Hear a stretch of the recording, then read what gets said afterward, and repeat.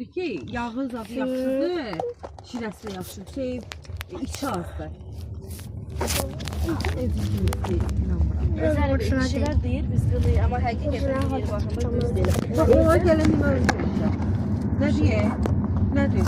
Qayla eləyirsə, içdiyini koyursa, şirəsini yağdır. Bax, Sədirə baxıram, həqiqət yeri baxanda kişilərlə xanımlara qınamıram.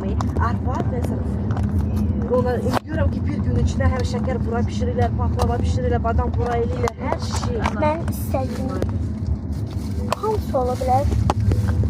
Ama kız olarak bence.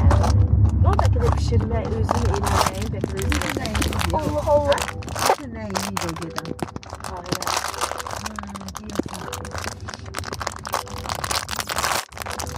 Hoppa. Bak biraz.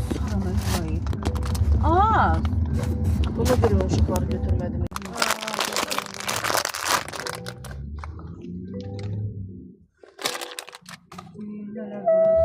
Çok şirin ama.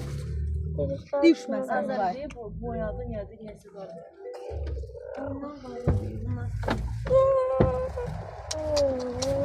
Bay bay.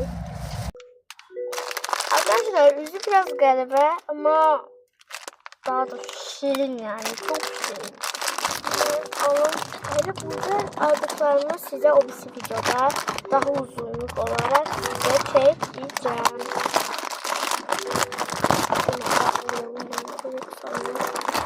Kızlar.